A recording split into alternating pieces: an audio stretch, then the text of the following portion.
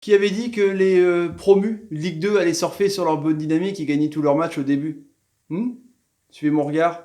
Je dis ça, je dis rien. Salut à tous, footeuses et footeux de la famille, c'est Thomas. Fin du match entre le Nîmes Olympique et l'Olympique de Marseille pour finir, clore cette J2 de la Ligue 1 Conforama, Movalpa, Igena, Vojika, Castorama, tout ce qui rime. Oh, il y a des belles banquites, 2 buts à 1, 3 buts à 1 même. Un but de Bouanga, Tube et Ripard contre un but de Tovin, son deuxième quand même en Ligue 1 sur 2 matchs. C'est quand même pas mal. Du coup, les Nîmois qui sont deuxième, les Marseillais qui sont 9e, ça veut encore rien dire le classement, mais c'est pas arrivé depuis 62 et Montpellier que il y ait 2 promus qui aient gagné leurs 2 premiers matchs. Assez incroyable, en l'occurrence Reims et Nîmes qui talonnent le PSG. C'est truc de ouf, quoi. L'OM qui fait une très mauvaise opération, qui avait fait un match plutôt assez en ballon quand même contre Toulouse au Vélodrome 4 buts à 0 dimanche dernier. Bah là, ils se prennent un peu les pieds dans le tapis, mais est-ce qu'on va pas se poser la question justement que les équipes qui ont du cœur arrivent à pallier les lacunes techniques qu'ils peuvent avoir s'il y en a sur les grosses équipes justement, parce que Reims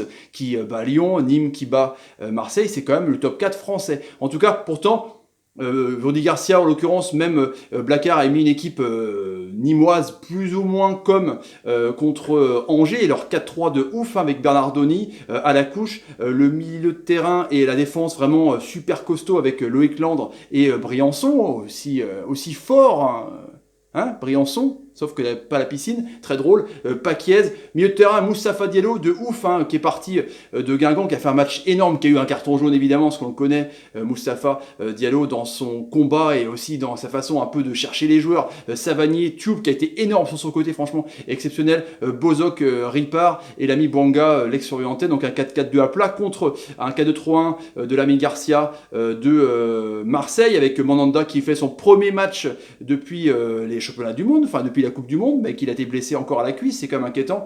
À ma vie, Kaletakar, on va en parler justement, Rami, Sakai, on va en parler justement, Gustavo qui retrouve un peu le chien de berger, son poste du milieu de terrain, Sanson, Payet en 10, Ocampo, Germain et Flotovin, donc son deuxième but. Et on voit dès le début du match que l'OM domine, l'OM est bien, l'OM fait tourner le ballon assez tranquille, enfin il n'y a pas trop de rythme dans les 5 premières minutes, justement sur un coup franc de Payet, il y a une tête de Germain, enfin plutôt une épaule qui dévie pour une tête de Gustavo et poteau. Ça aurait pu tout changer la physionomie du match si jamais Gustavo avait marqué. Le problème c'est que là d'un coup Marseille s'est complètement délité. Après ce poteau, ça a été une catastrophe.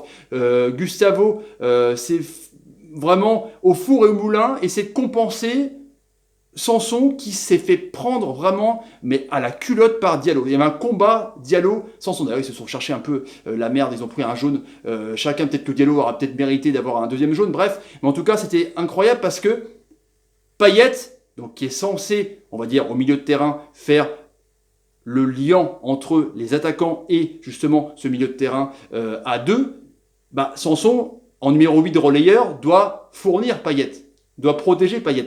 Le problème, c'est Sanson, il était en tenaille avec Diallo, donc Gustavo devait à la fois récupérer les ballons et combattre avec Savanier et Diallo quand Diallo allait faire chier Gustavo, et du coup, bah, il devait aussi emmener le ballon à Payet. Donc Payet, on n'a pas vu du match, sauf sur les coups francs. Marseille réagit en coups francs. Du coup, bah, les mecs alimentés devant, Germain, il a fait ce qu'il a pu, il est bon de la tête en tout cas, mais les joueurs de côté, Tovin, à part son but, c'était pas non plus oufissime, mais heureusement qu'il est là encore pour combler un peu les manques marseillais. Ocampo, s'il est sorti un peu en faisant la gueule, mais il n'a pas été non plus super fort, pourtant c'est un match pour lui, un match de combat. Un truc, voilà, mais en tout cas, on voit que l'OM existe sur ce coup franc et il y a un combat Bernardoni, heureusement qu'il était là, Germain, où il y a beaucoup de têtes, il y a un coup franc de Payet et une manchette énorme de Bernardoni qui enfin éclate au grand jour parce que avec ses prêts, voilà, Bordeaux 3, bah du coup, voilà, c'est au chassé content pour lui parce que c'est un bon gardien, équipe de France Espoir. Et du coup, après 34e minute, c'est mérité parce que Nîmes joue tellement haut, pourtant les stats sont pas folles. Il y a 400 passes pour les Marseillais, 250, donc c'est quand même faible pour les Nîmois, qui sont restés de leur camp, mais qui en contre, c'est des ouf avec donc Tube qui a un monstre fini, qui a vraiment fait un gros match quoi. Entre Tube et Ripard, c'est leur première doublée pratiquement, leur carrière en Ligue 1, c'est un truc de ouf, c'est des mecs pratiquement formés au club. Enfin, c'est juste incroyable. Donc Moussa Diallo fait une superbe ouverture. Et là, le show Sakai, quoi. Bouanga résiste à Sakai avec un petit crochet, et après, n'a plus qu'à tromper du pied droit Mandanda. Sakai, il est vraiment dans le coup pour les 2 buts, quoi. C'est une bah, c'était une blague. Pourtant, il est fort quand même, quoi. Hein, Coupe du Monde. Enfin, je sais pas, comment ça se fait que la préparation physique, ils ont du mal à digérer. Enfin, c'est quand même chelou, quoi. Du coup, mi-temps, 1-0, un OM dépassé, trop d'approximations et transitions de passes, ça n'arrive pas, le jeu en triangle ne se passe pas bien. Je vous dis, il manque un milieu de terrain. C'est comme si Joe disait que Sanson est inexistant avec le boulot de Moussa Diallo, quoi. Du coup, Gustavo est obligé de compenser et quelle est ta carte derrière?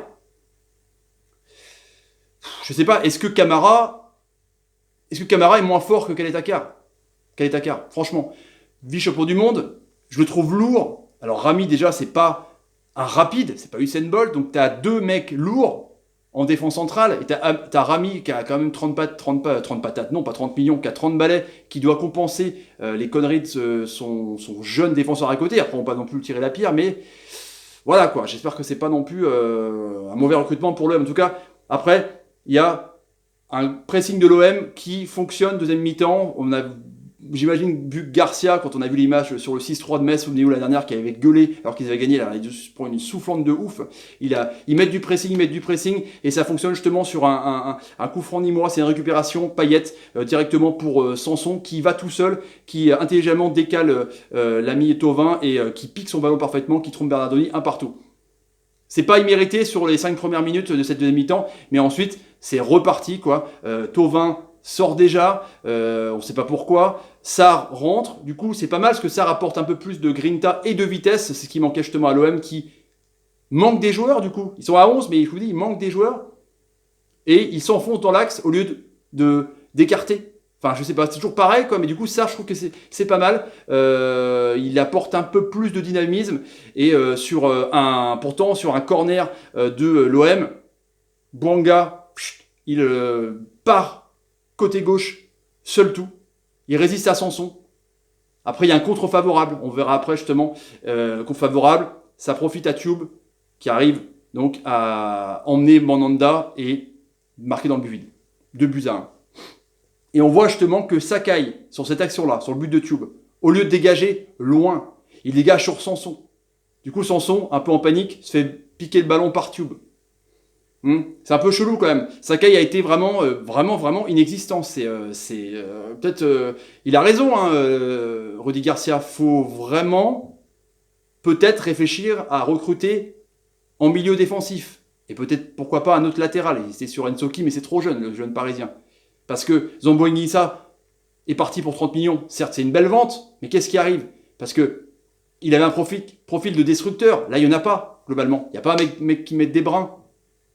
Et il faut, quand tu as des combats physiques contre des promus, contre des plus petites équipes, avec tout le respect que je dois à Nîmes et les autres, il faut quand même des mecs qui sont costauds, qui tiennent la marée. Parce que Sanson, c'est un relayeur, un genre de ballon, quoi. Voilà, donc après on voit que il y a encore une tête de Germain, encore une énième tête de Germain, Bernardoni, enfin il arrête pas, il a dit de toute façon Germain, je vais me le faire, ça marchera pas, ça marchera pas. Et l'OM a un peu mieux dans les 80 minutes, ça commence à construire avec l'entrée de Mitroglou, c'est un jeu en triangle, enfin Mitroglou propose sur ce qu'il peut un jeu en pivot pour pouvoir écarter. Enfin, ça commence petit à petit à construire, mais 86e, c'est trop tard quoi. Le but du chaos, le fort Briançon, mais toujours sur la piscine, balance un ballon sur Ripard et là, Kaletakar et Amavi. On a pas parlé d'Amavi qui n'a pas été mauvais. Kaletakar qui se fait avoir par Ripard. Hein. Ce Ripard, peut-être ton deuxième match en Ligue 1. Il résiste. Il finit même par terre, Ripard, avec donc une reprise du gauche qui trompe Pelé. Pelé qui était rentré parce que, je vous ai dit, Mandanda s'était blessé à la cuisse. Donc 3-1. La défense de Kaletakar ce soir, c'est vraiment une pitié. On va pas lui tirer, hein, comme dit la pierre, parce que bon, c'est son premier match, mais j'espère que vraiment il va s'affûter parce qu'il a l'air lourd. Il a l'air très lourd. Moi, je voyais un mec avec un Rami plutôt relanceur, un mec Stokos à côté. Voilà. Donc après, on voit Marseille qui tente, mais qui a vraiment la tête dans le sac et qui a envie que ça finisse. Il y a 6 minutes d'arrêt de jeu, parce qu'il y a eu quand même pas mal de trucs. Il y a eu, je dis, il y aurait dû avoir peut-être un deuxième jaune pour Diallo. Il y a eu des tirages de maillot aussi sur Mitroglou.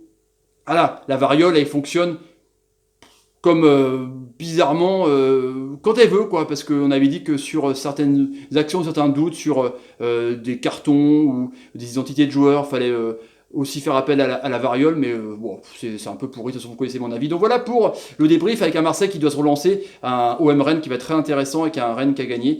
En tout cas, Marseille, il y a deux visages, je les voyais partis, mais j'avais dit aussi que les promus, il fallait faire attention. En tout cas, Nîmes qui a montré du cœur, un super stade d'Écossière, franchement. Chapeau pour cette soirée, en tout cas, de football. Voilà pour le débrief du soir, 3-1 pour Nîmes. Si vous avez envie de vous aider à la chaîne des habitants, tapez sur la ganache, partagez la vidéo sur Facebook et Twitter, et suivez-moi sur Facebook et Twitter. Je mets souvent des sondages et je lis des petits trucs. Mettez des pouces quand l'ami Bozak vous fait une bonne passe. Merci Oumout. Ou quand Payet, qui était transparent ce soir. Merci Dimitri. Ouais. Et mettez des commentaires sur ce que vous pensez un peu de cette prestation de l'OM et de Nîmes. Salut les amis, bonne soirée. À demain pour On parle Ligue 1, on va revenir là-dessus. Il y a des trucs à dire. Salut, salut, salut et salut. Ouais, l'OM, je comprends pas. Je les voyais partis, moi. Partis.